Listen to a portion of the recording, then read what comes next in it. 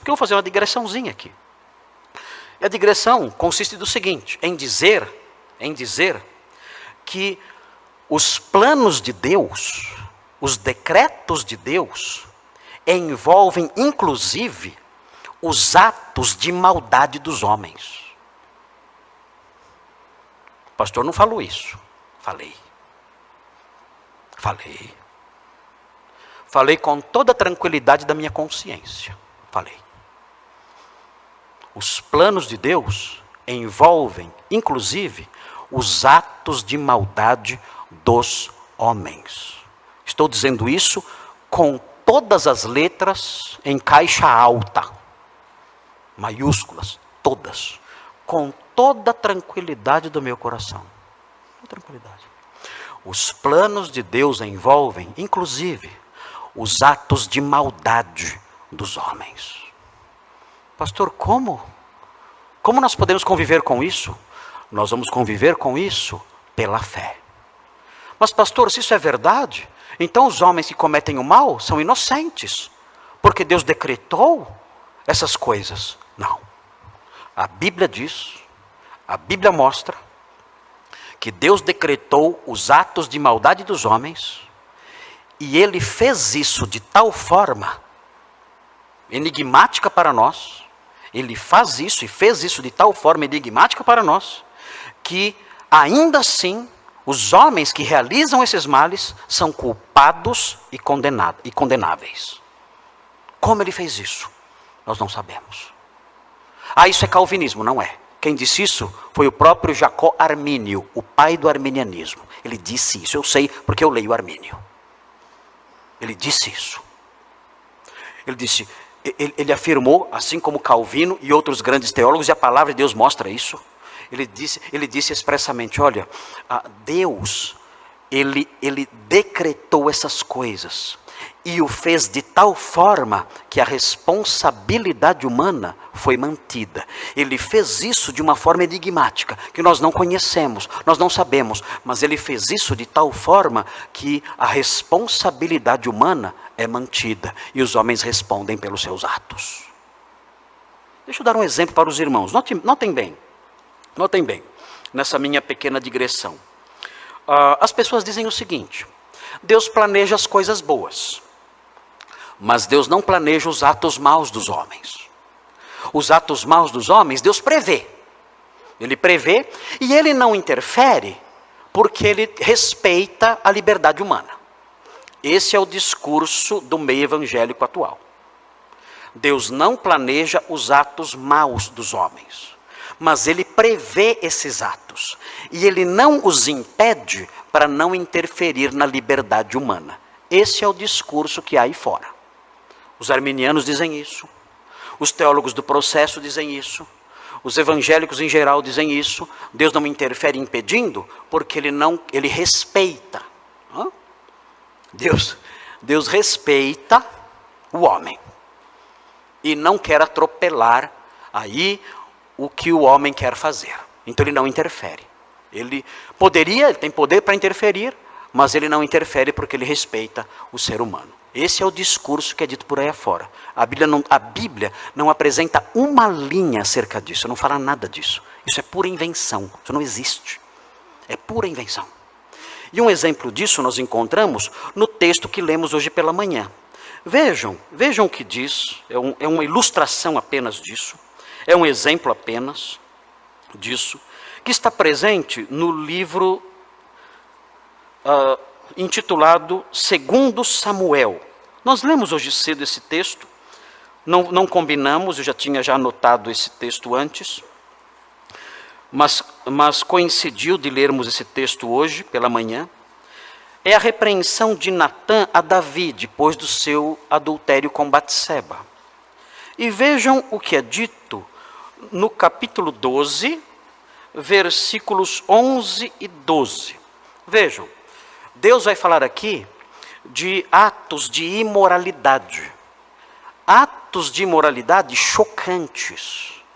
O texto vai falar de um filho possuindo as mulheres do seu pai, as concubinas do seu pai, de modo escandaloso, vergonhoso e humilhante para o pai. O texto vai falar sobre isso. E esse texto não mostra Deus prevendo isso. Não diz assim, olha, eu sei que no futuro isso vai acontecer com você, não. Esse texto mostra Deus, pasmem, pasmem. Esse texto mostra Deus promovendo isso. Pastor, Mas pastor, Esse texto mostra Deus dizendo, eu vou fazer isso. Eu vou levantar alguém. E esse alguém, eu farei com que essa pessoa realize essas coisas.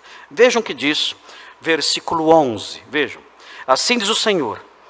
Eis que da tua própria casa suscitarei o mal sobre ti.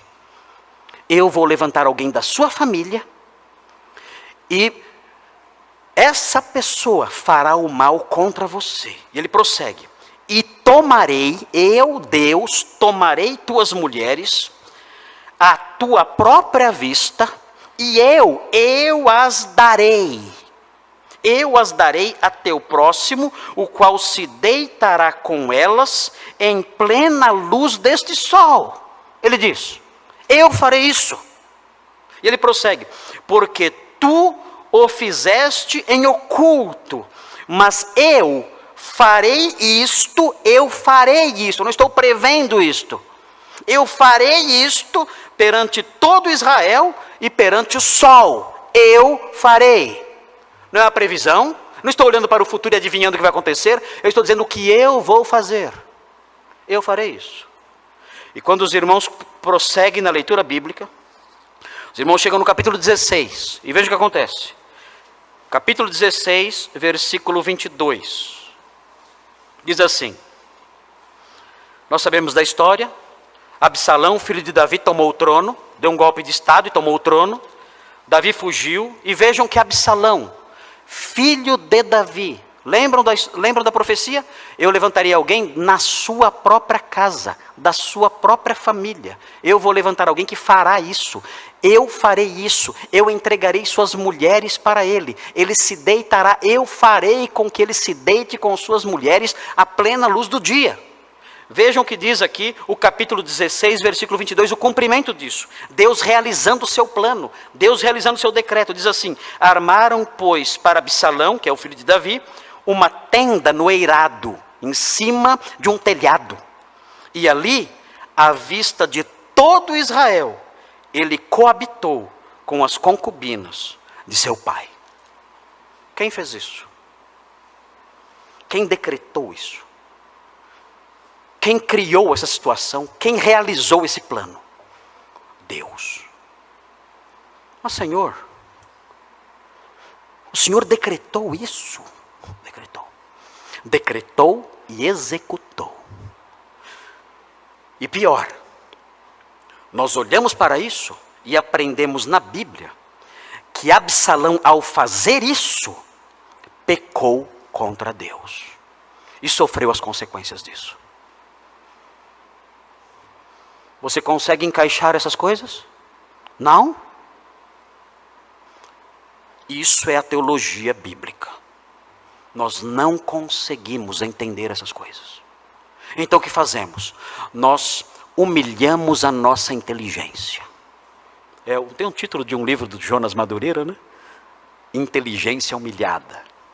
Nós humilhamos a nossa inteligência e dizemos, Senhor, eu não entendo. Algo assim. Eu não entendo. Eu não entendo, porque até o presente momento eu aprendi que os homens eram livres para fazer o mal, Deus não interferia, porque Ele não quer tirar a liberdade humana, essas coisas todas, e assim eu sempre protegi Deus dessas acusações. Mas agora, diante disso, eu vejo que não é assim. Alguém pode dizer, mas isso aconteceu só dessa vez, não importa. Se é errado Deus ter feito isso, não interessa se Ele fez uma vez ou 1000. Se é errado, é errado. O fato é que temos aqui nesse exemplo uma prova de que Deus realiza essas coisas. Deus decreta o procedimento mal dos homens.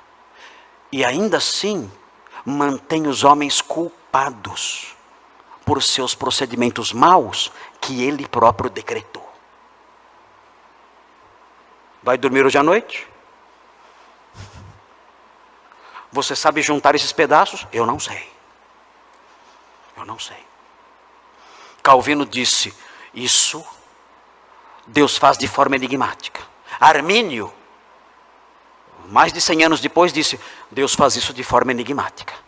Nós não sabemos, mas é assim que Ele faz. Ou seja, tudo está debaixo dos seus decretos. Tudo. E quando olhamos então para isso, nós temos duas reações. Ou nos revoltamos e dizemos, Deus é injusto e mau, ou fazemos como Isaac. Nós nos rendemos dizendo, Senhor, eu não entendo a sua mente. Ela é infinita. Quão inescrutáveis são os seus caminhos. Quão insondáveis são os seus pensamentos. Eu não entendo. Eu me ajoelho diante do Senhor e adoro ao Senhor, sem entender. O Senhor é justo, santo e bom. Eu não consigo conciliar essas informações com esse perfil, mas eu creio que é verdade, porque a tua palavra diz. Então me prostro humilhado diante disso e adoro ao Senhor mesmo sem entender. Eu sou o servo, sou o seu servo, não sou o seu juiz.